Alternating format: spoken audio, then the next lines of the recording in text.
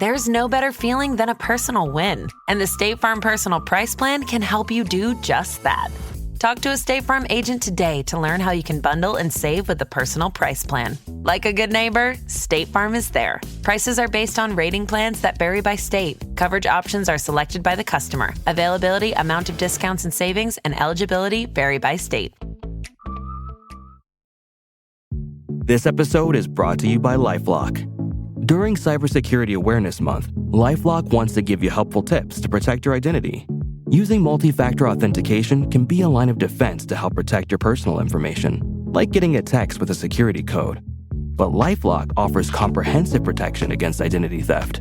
Protect your identity today with a 30-day free trial at lifelock.com/podcast.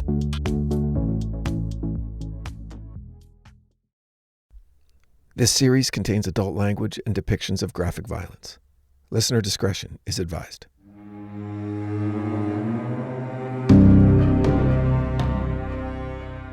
Earlier this year, we started exploring urban myths and urban legends from different states in our great nation, and I wanted to get back to that for a little while, because there's one state in particular that we overlook pretty often: Alaska. Seward's Folly.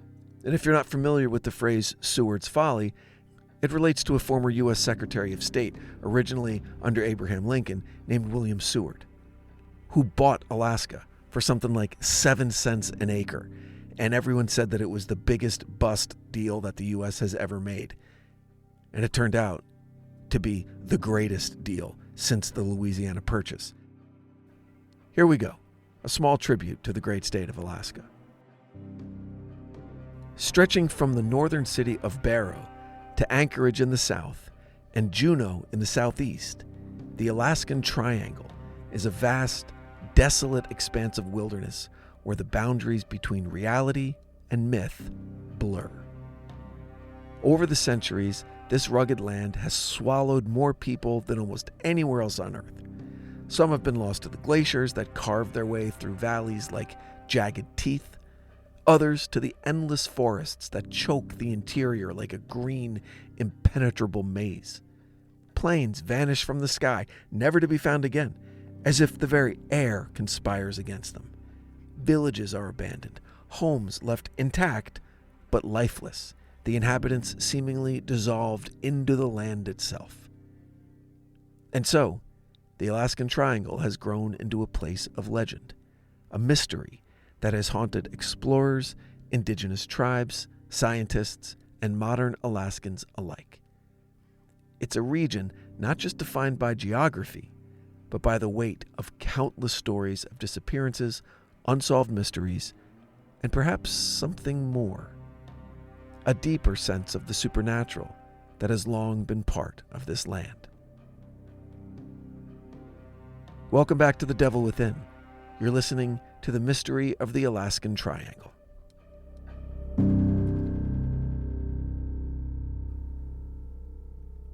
So, before the Alaskan Triangle became part of the modern world's imagination, it was known only to the indigenous peoples who lived on the edges of its wilderness.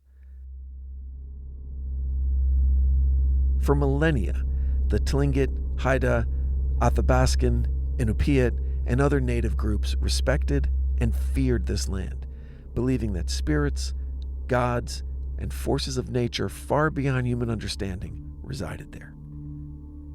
To the Tlingit, the wilderness was filled with spirits of the ancestors, animals, shapeshifters. They believed in a delicate balance between humans and the world beyond, a balance that could easily tip into chaos. The forests and rivers, they believed, were alive with entities that could lead the living astray, taking them from their paths of safety and into realms from which there was no return. For the Inupiat, who inhabited the northern reaches, that cold, barren landscape was both a provider and a taker of life. But they too spoke of the strange occurrences that could unfold in the deep winter months.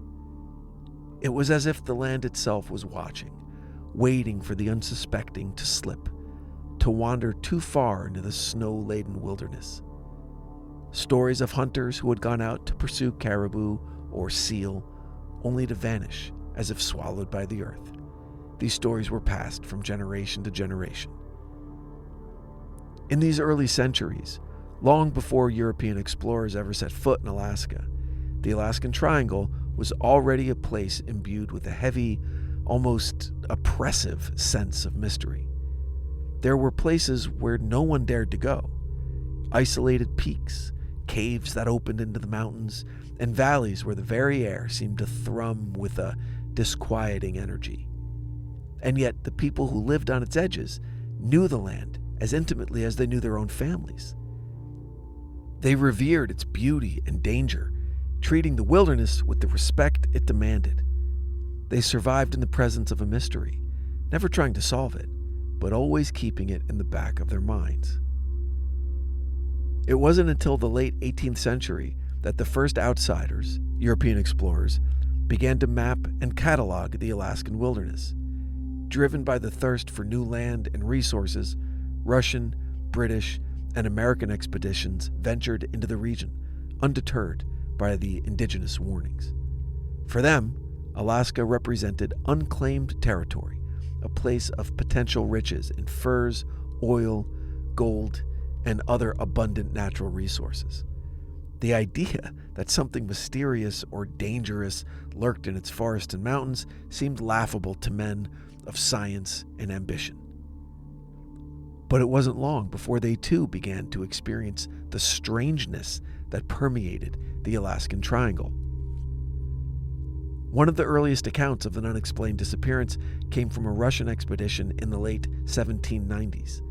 Led by Alexander Baranov, the expedition sought to expand Russian influence in Alaska, but their journey was fraught with hardship. They lost several men to the cold and treacherous terrain, but it was the disappearances that troubled Baranov the most. One by one, men would wander off to gather firewood or scout ahead for a suitable campsite, only to vanish without a trace. There were no signs of struggle, no animal tracks, no footprints, just an eerie, abiding silence. The few survivors who made it back to Russian outposts spoke of strange lights in the sky and unusual sounds emanating from the wilderness at night. Some claimed to have seen shadowy figures moving between the trees, figures that resembled men, but seemed to flicker in and out of existence like spirits. These tales were dismissed as the product of exhaustion and fear, but they were the first recorded accounts of the strange phenomena that would come to define the Alaskan Triangle.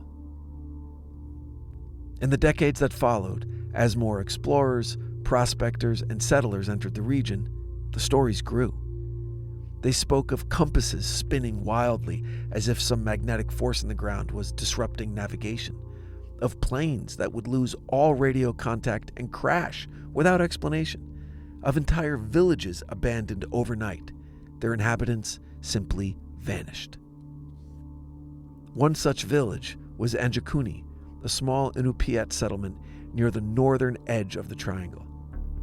In the 1930s, a trapper named Joe LaBelle arrived at the village expecting to find warmth and company. Instead, he found the place eerily silent and abandoned. The fires had burned out. Food sat uneaten in the homes. The people were gone, disappeared without a trace, as if they had walked into the wilderness and vanished from the earth. To this day, no one knows what happened to them. The 20th century brought new technology to Alaska. Airplanes that could traverse the vast distances of the wilderness, connecting the isolated communities of the triangle. But even the advent of flight could not solve the mystery of the land. Instead, it only deepened it.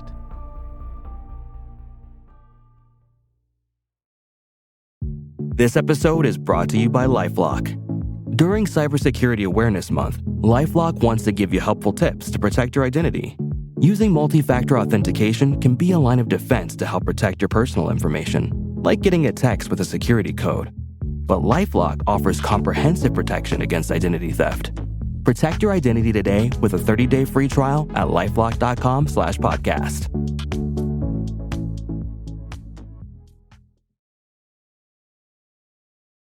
In 1950, a United States Air Force C-54 Skymaster, carrying 44 passengers and crew, disappeared while flying over the triangle.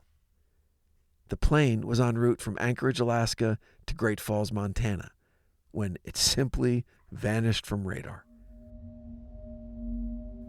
A massive search operation was launched, with dozens of planes and ground teams scouring the route for any sign of the wreckage, but none was ever found. It was as if the plane had been swallowed by the sky. And this was not an isolated incident. Between the 1950s and the 1980s, over a dozen planes disappeared within the triangle and without explanation. Some were small private planes, others were military or even commercial aircraft. In each case, the story was the same. The plane would take off, enter the triangle, and disappear. No debris, no victims, no black boxes ever surfaced, nothing. For years, the U.S. government dismissed these incidents as the result of human error and/or mechanical failure. But the sheer number of disappearances and the complete lack of evidence led many to question whether something else was at play. One of the most famous disappearances occurred in 1972, when Congressman Hale Boggs and Alaskan politician Nick Begich were aboard a Cessna 310 that vanished while flying from Anchorage to Juneau. A massive search operation involving the National Guard, the Coast Guard, and even private volunteers combed the triangle for weeks, but no trace of the plane or its passengers was ever found. The disappearance of such prominent figures added fuel to the mystery, and conspiracy theories began to circulate, suggesting everything from government cover-ups to alien abductions. In the decades that followed, the Alaskan Triangle became a magnet for paranormal investigators, UFO enthusiasts, and cryptozoologists. Theories about what was causing the disappearances abounded, but no one could ever provide a definitive answer.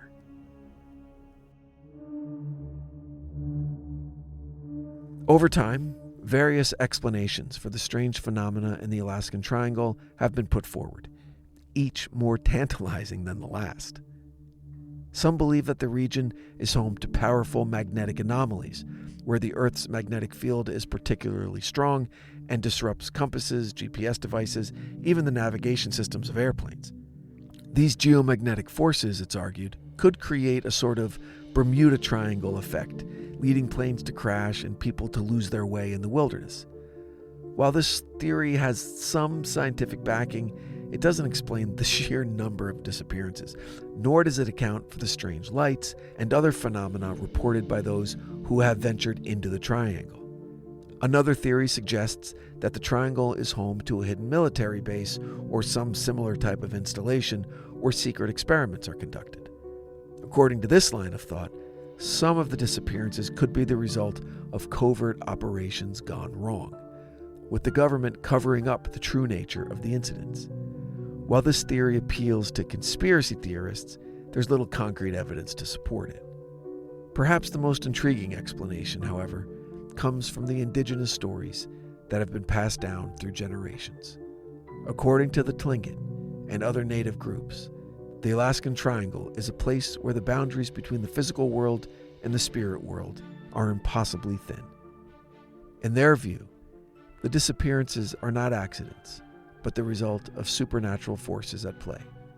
Forces that are far older and beyond the understanding of humanity itself.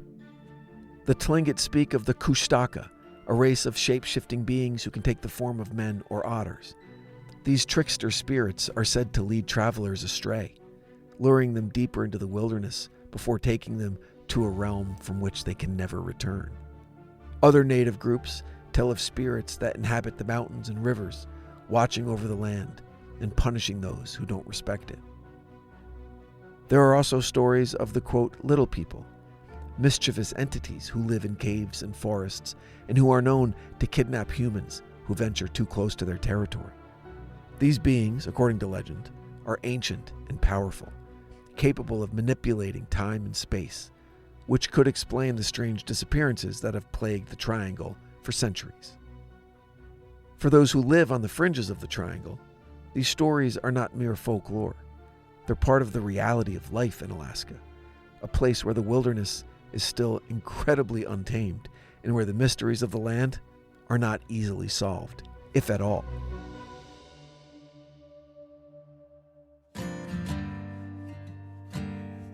Today, the Alaskan Triangle remains one of the most mysterious and dangerous places in North America. Despite advances in technology and the efforts of countless search and rescue teams, the disappearances continue. Each year, hikers, hunters, pilots, and travelers go missing in the region, and while some are eventually found, many are not. The wilderness, it seems, still holds its secrets. For those who live in Alaska, the Triangle is a reminder of the power of nature and the limits of human understanding. It's a place where the old stories of the land still hold sway, where the boundaries between the known and the unknown are blurred, and where the wilderness continues to resist being tamed. In the end, maybe the Alaskan Triangle isn't meant to be understood, like the glaciers that carve their way through the mountains or the northern lights that dance across the sky. It's a force of nature, wild, unpredictable, eternal. And in that sense, it's a reminder that there are still places on Earth where mystery reigns, and where the unknown continues to shape the world around us. Thanks for listening. Make sure you're following The Devil Within wherever you get your podcasts so you never miss an episode. You can also check out our socials at The Devil Within Pod on Instagram, Facebook, and now full episodes available on YouTube. Thanks again, and until next time, stay safe out there. The Devil Within is an EVO production, recorded live at Bel Air Studios in Los Angeles, California. Written and produced by Brandon Morgan, executive produced by Danny Abelson. For The Devil Within, I'm your host, Brandon Morgan.